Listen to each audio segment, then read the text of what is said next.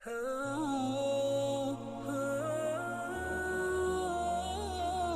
الوداع میں رسول اللہ صلی اللہ علیہ وسلم لوگوں کے مسائل دریافت کرنے کی وجہ سے منا میں ٹھہر گئے تو ایک شخص آیا اور اس نے کہا کہ میں نے بے خبری میں ذبح کرنے سے پہلے سر منڈا لیا۔